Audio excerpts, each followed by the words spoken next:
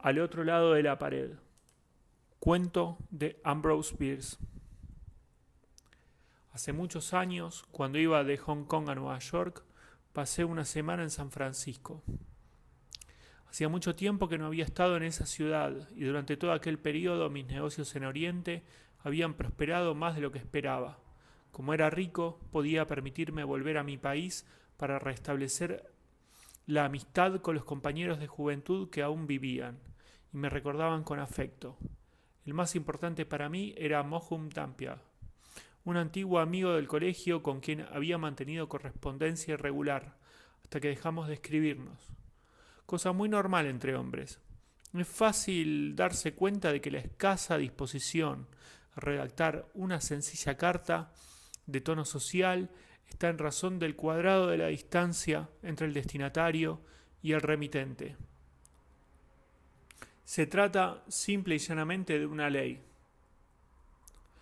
Recordaba a Dampier como un compañero, fuerte y bien parecido, con gustos semejantes a los míos, que odiaba trabajar y mostraba una señalada indiferencia hacia muchas de las cuestiones que suelen preocupar a la gente, entre ellas la riqueza, de la que sin embargo disponía herencia en cantidad suficiente como para no echar nada en falta.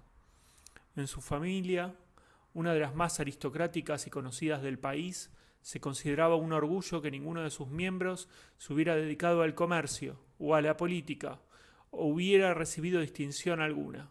Mohun era un poco sentimental y su carácter supersticioso lo hacía inclinarse al estudio de temas relacionados con el ocultismo. Afortunadamente gozaba de una buena salud mental que lo protegía contra creencias extravagantes y peligrosas. Su incursión en el campo de lo sobrenatural se mantenía dentro de la región conocida y considerada como certeza. La noche que lo visité había tormenta. El invierno californiano estaba en su apogeo. Una lluvia incesante regaba las calles desiertas y al ser empujada por irregulares ráfagas de viento, se precipitaba contra las casas con una fuerza increíble. El cochero encontró el lugar, una zona residencial escasamente poblada cerca de la playa, con dificultad. La casa, bastante fea, se elevaba en el centro de un terreno en el que, según pude distinguir en la oscuridad, no había ni flores ni hierbas. 3 o 4 árboles que se combaban y crujían a causa del temporal parecían intentar huir de su tétrico entorno en busca de mejor fortuna, lejos, en el mar. La vivienda era una estructura de 2 pisos, hecha de ladrillo, que tenía una torre en una esquina, un piso más arriba. Era la única zona iluminada. La apariencia del lugar me produjo cierto estremecimiento, sensación que se vio aumentada por el chorro de agua que sentía caer por la espalda mientras corría a buscar refugio en el portal. Dampier, en respuesta a mi misiva, informándole de mi deseo de visitarlo, había contestado: No llames, abre la puerta y sube. Así lo hice. La escalera estaba pobremente iluminada por una luz de gas que había al final del segundo tramo. Conseguí llegar al descansillo sin destrozar nada y atravesé una puerta que daba a la iluminada estancia cuadrada de la torre. Dampier, en bata y zapatillas, se acercó, tal y como yo lo esperaba, a saludarme, y aunque en un principio pensé que me podría haber recibido más adecuadamente en el vestíbulo, después de verlo, la idea de su posible inhospitabilidad desapareció. No parecía el mismo. A pesar de ser de mediana edad, tenía canas y andaba bastante encorvado. Lo encontré muy delgado, sus facciones eran angulosas y su piel arrugada y pálida como la muerte. No tenía un solo toque de color. Sus ojos, excepcionalmente grandes, centelleaban de un modo misterioso. Me invitó a sentarme y tras ofrecerme un cigarro, manifestó con sinceridad obvia y solemne que estaba encantado de verme. Después tuvimos una conversación trivial durante la cual me sentí dominado por una profunda tristeza al ver el gran cambio que había sufrido. Debió captar mis sentimientos porque inmediatamente dijo, con una gran sonrisa: Te he desilusionado, non sum quali segam. Aunque no sabía qué decir, al final señalé. No, qué va, bueno. No sé, tu latín sigue igual que siempre. Sonrió de nuevo. No, dijo, al ser una lengua muerta, esta particularidad va aumentando. Pero por favor, ten paciencia y espera. Existe un lenguaje mejor en el lugar al que me dirijo. ¿Tendrías algún inconveniente en recibir un mensaje en dicha lengua? Mientras hablaba, su sonrisa iba desapareciendo, y cuando terminó, me miró a los ojos con una serenidad que me produjo angustia. Sin embargo, no estaba dispuesto a dejarme llevar por su actitud ni a permitirle que descubriera lo profundamente afectado que me encontraba por su presagio de muerte. Supongo que pasará mucho tiempo antes de que el lenguaje humano deje de sernos útil, observé, y para entonces su necesidad y utilidad habrán desaparecido. Mi amigo no dijo nada, y como la conversación había tomado un giro desalentador y no sabía qué decir para darle un tono más agradable, también yo permanecía en silencio. De repente, en un momento en que la tormenta amainó y el silencio mortal contrastaba de un modo sobrecogedor con el estruendo anterior, oí un suave golpeteo que provenía del muro que tenía a mis espaldas. El sonido parecía haber sido producido por una mano, pero no como cuando se llama a una puerta para poder entrar, sino más bien como una señal acordada, como una prueba de la presencia de alguien en una habitación contigua. Creo que la mayoría de nosotros ha tenido más experiencias de este tipo de comunicación de las que nos gustaría contar. Miré a Dampier. Si había algo divertido en mi mirada, no debió captarlo. Parecía haberme olvidado y observaba la pared con una expresión que no soy capaz de definir, aunque la recuerdo como si la estuviera viendo. La situación era desconcertante. Me levanté con intención de marcharme y entonces reaccionó. Por favor, vuelve a sentarte, dijo. No ocurre nada, no hay nadie ahí. El golpeteo se repitió con la misma insistencia lenta y suave que la primera vez. Lo siento, dije, es tarde. ¿Quieres que vuelva mañana? Volví a sonreír esta vez un poco mecánicamente. Es muy gentil de tu parte, pero completamente innecesario. Te aseguro que esta es la única habitación de la torre y no hay nadie ahí. Al menos dejó la frase sin terminar. Se levantó y abrió una ventana a única abertura que había en la pared de la que provenía el ruido. Mira. Sin saber qué otra cosa podía hacer, lo seguí hasta la ventana y me asomé. La luz de una farola cerca permitía ver claramente, a través de la oscura cortina de agua que volvía a caer a raudales, que no había nadie. Ciertamente no había otra cosa que la pared totalmente desnuda de la torre. Dampier cerró la ventana, señaló mi asiento y volvió a tomar posesión del suyo. El incidente no resultaba en sí especialmente misterioso.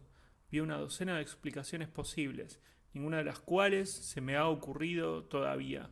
Sin embargo, me impresionó vivamente el hecho de que mi amigo se esforzara por tranquilizarme, pues ello daba al suceso una cierta importancia y significación. Había demostrado que no había nadie, pero precisamente eso era lo interesante, y no lo había explicado todavía. Su silencio resultaba irritante y ofensivo. Querido amigo, dije, me temo que con cierta ironía, no estoy dispuesto a poner en cuestión tu derecho a hospedar a todos los espectros que desees de acuerdo con tus ideas de compañerismo. No es de mi incumbencia, pero como solo soy un simple hombre de negocios, fundamentalmente terrenales, no tengo necesidad alguna de espectros para sentirme cómodo y tranquilo. Por ello me marcho a mi hotel, donde los huéspedes aún son de carne y hueso. No fue una locución muy cortés, lo sé, pero mi amigo no manifestó ninguna reacción especial hacia ella. Te ruego que no te vayas, observó. Agradezco mucho tu presencia. Admito haber escuchado un par de veces con anterioridad lo que tú acabas de oír esta noche. Ahora sé que no eran ilusiones mías, y esto es verdaderamente importante para mí, más de lo que te imaginas. Enciende un buen cigarro y ármate de paciencia mientras te cuento toda la historia. La lluvia volvía a arreciar. produciendo un rumor monótono, que era interrumpido de vez en cuando por el repentino azote de las ramas agitadas por el viento.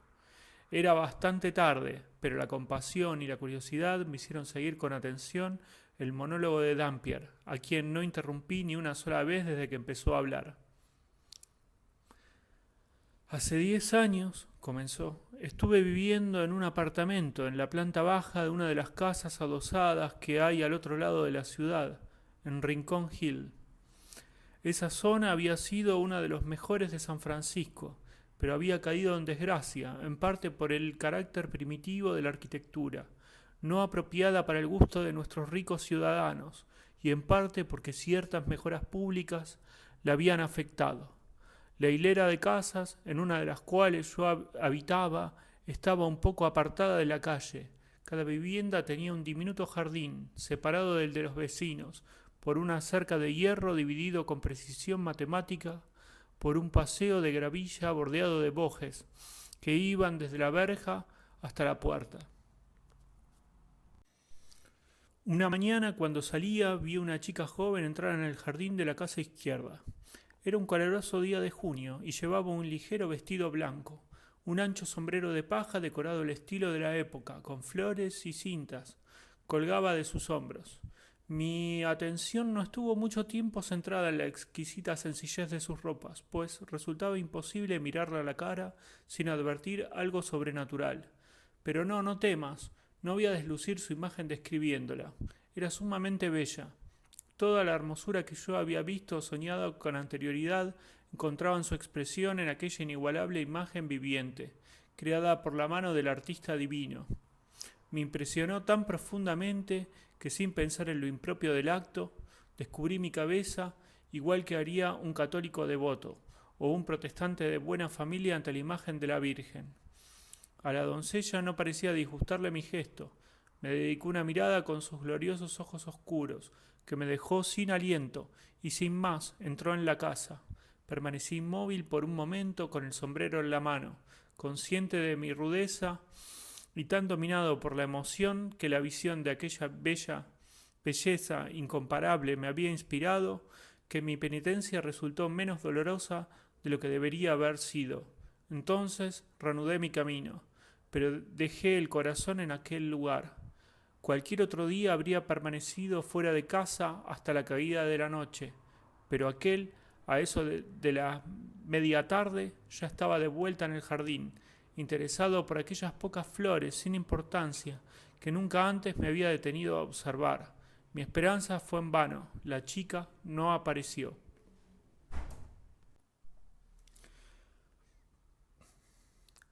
Aquella noche de inquietud le siguió un día de expectación y desilusión, pero al día siguiente, mientras caminaba por el barrio sin rumbo, me la encontré. Desde luego no volví a hacer la tontería de descubrirme, ni siquiera me atreví a dedicarle una mirada demasiado larga para expresar mi interés. Sin embargo, mi corazón latía aceleradamente. Tenía temblores y cuando me dedicó, con sus grandes ojos negros, una mirada de evidente reconocimiento, totalmente desprovista de descaro o coquetería, me sonrojé. No te cansaré con más detalles, solo añadiré que volví a encontrármela muchas veces, aunque nunca le dirigí palabra ni intenté llamar su atención. Tampoco hice nada para conocerla. Tal vez mi autocontrol, que requería un sacrificio tan abnegado, no resulte claramente comprensible. Es cierto que estaba locamente enamorado, pero ¿cómo puede uno cambiar de su forma de pensar o transformar el propio carácter? Yo era lo que algunos estúpidos llaman y otros más tontos aún gustan ser llamados un aristócrata. Y a pesar de su belleza, de su encanto, su elegancia, aquella chica no pertenecía a mi clase. Me enteré de su nombre, no tiene sentido citarlo aquí, y supe algo acerca de su familia. Era huérfana y vivía en la casa de huéspedes de su tía, una gruesa señora de edad inaguantable de la que dependía. Mis ingresos eran escasos y no tenía talentos suficientes como para casarme. Debe de ser una cualidad que nunca he tenido. La unión con aquella familia habría significado llevar su forma de vida, alejarme de mis libros y estudios. En el aspecto social descender al nivel de la gente de la calle. Sé que este tipo de consideraciones son fácilmente censurables y no me encuentro preparado para defenderlas. Acepto que se me juzgue, pero en estricta justicia todos mis antepasados, a lo largo de generaciones, deberían ser mis codefensores y deberían permitírseme invocar, como atenuante, el mandato imperioso de la sangre. Cada glóbulo de ella está en contra de un enlace de este tipo. En resumen, mis gustos, costumbres, instintos e incluso la sensación que pueda quedarme después de haberme enamorado se vuelven contra él. Además, como soy un romántico incorregible, encontraba un encanto exquisito en una relación impersonal y espiritual que el conocimiento podría convertir en vulgar y el matrimonio con toda seguridad disiparía. Ninguna criatura, arguía yo, podría ser más encantadora que esta mujer. El amor es un sueño delicioso. Entonces, ¿por qué razón iba yo a procurar mi propio despertar? El comportamiento que seducía de toda esta apreciación y parecer era obvio. Mi honor, orgullo y prudencia, así como la conservación de mis ideales, me ordenaba huir, pero me sentía demasiado débil para ello. Lo más que podía hacer, y con gran esfuerzo, era dejar de ver a la chica, y eso fue lo que hice. Evité incluso los encuentros fortuitos en el jardín, abandonaba la casa solo cuando sabía que ella se había marchado a sus clases de música, y volví después de la caída de la noche. Sin embargo, era como si estuviera en trance. Daba rienda suelta a las imaginaciones más fascinantes, y toda mi vida intelectual estaba relacionada con ella. Ah, querido amigo, tus acciones tienen una relación tan clara con la razón que no puedes imaginarte el paraíso de locura en el que viví. Una tarde, el diablo me hizo ver que era un idiota redomado. A través de una conversación desordenada y sin buscarlo, me enteré por la cotilla de mi casera que la habitación de la joven estaba al lado de la mía, separada por una pared medianera. Llevado por un impulso torpe y repentino, di unos golpecitos suaves en la pared. Evidentemente, no hubo respuesta, pero no tuve humor suficiente para aceptar un rechazo. Perdí la cordura y repetí esa tontería, esa infracción, que de nuevo resultó inútil, por lo que tuve el decoro de desistir. Una hora más tarde, mientras estaba concentrado en alguno de mis estudios sobre el infierno, oí, o al menos creí oír, que alguien contestaba a mi llamada. Dejé caer los libros y de un salto me acerqué a la pared, donde con toda la firmeza que mi corazón me permitía, di 3 golpes. La respuesta fue clara y contundente. 1, 2, 3. Una exacta repetición de mis toques. Eso fue todo lo que pude conseguir. Pero fue suficiente. Demasiado, diría yo. Aquella locura continuó en la tarde siguiente y en adelante durante muchas tardes, y siempre era yo quien tenía la última palabra. Durante todo aquel tiempo me sentí completamente feliz, pero con la terquedad que me caracteriza me mantuve en la decisión de no ver a la chica. Un día, tal y como era de esperar, sus contestaciones cesaron. Está enfadada, me dije, porque cree que soy tímido y no me atrevo a llevar más lejos. Entonces decidí buscarla y conocerla, y bueno, ni supe entonces ni sé ahora lo que podría haber resultado de todo aquello. Solo sé que pasé días intentando encontrarme con ella, pero todo fue en vano. Resultaba imposible verla u oírla. Recorrí infructuosamente las calles en las que antes nos habíamos cruzado. Vigilé el jardín de su casa desde mi ventana, pero no la vi ni entrar ni salir. Profundamente abatido, pensé que se había marchado, pero no intenté aclarar mi duda preguntándole a la casera, a la que tenía una tremenda ojeriza, desde que me habló de la chica con menos respeto del que yo consideraba apropiado. Y llegó la noche fatídica. Rendido por la emoción y la indecisión y el desaliento, me acosté temprano y conseguí conciliar un poco el sueño. Medianoche hubo algo, un poder maligno, empeñado en acabar con mi paz para siempre, que me despertó y me hizo incorporarme para prestar atención a no sé muy bien qué. Me pareció oír unos ligeros golpes en la pared, el fantasma de una señal conocida. Un momento después se repitieron, uno, dos, tres, con la misma intensidad que la primera vez, pero ahora un sentido alerta y en tensión los recibía. Esta vez a punto de contestar cuando el enemigo de la paz intervino de nuevo en mis asuntos con una pícara sugerencia de venganza. Como ella me había ignorado cruelmente durante mucho tiempo, yo le pagaría con la misma moneda. ¡Qué tontería! Que Dios sepa perdonármela. Durante el resto de la noche permanecí despierto, escuchando y reforzando mi obstinación con cínicas justificaciones. A la mañana siguiente, tarde, al salir de casa me encontré con la casera que entraba. Buenos días, señor Damper, dijo. ¿Se ha enterado usted de lo que ha pasado? Le dije que no, de palabra, pero le di a entender con el gesto que me daba igual lo que fuera. No debió captarlo porque continuó. A la chica enferma de al lado, ¿cómo no ha oído nada? Llevaba semanas enferma y ahora casi salto sobre ella. ¿Y ahora? Grité. ¿Y ahora qué? Está muerta. Pero aún hay algo más. A mitad de la noche, según supe más tarde, la chica se había despertado de un largo estupor tras una semana de delirios y había pedido, este fue su último deseo, que llevaran su cama al extremo opuesto de la habitación. Los que la cuidaban consideraban la petición un desvarío más de su delirio, pero accedieron a ella. Y en ese lugar aquella pobre alma agonizante había realizado la débil aspiración de intentar restaurar una comunicación rota, un dorado hilo de sentimiento entre su inocencia y mi vil monstruosidad, que se empeñaba en profesar una lealtad brutal y ciega a la ley del ego. ¿Cómo podía reparar mi error? ¿Se puede decir misas por el descanso de almas que en noches como esta están lejos por espíritus que son llevados de acá para allá por vientos caprichosos y que aparecen en la tormenta y la oscuridad con signos y presagios que sugieren recuerdos y augurios de condenación? Esta ha sido su tercera visita. La primera vez fui escéptico y verifiqué con métodos naturales el carácter del incidente. La segunda respondí a los golpes, varias veces repetidos, pero sin resultado alguno. Esta noche se completa la tríada fatal de la que habla Parapelius Necromantius. Es todo lo que puedo decir. Cuando hubo terminado su relato, no encontré nada importante que decir y preguntar. Habría sido una impertinencia terrible.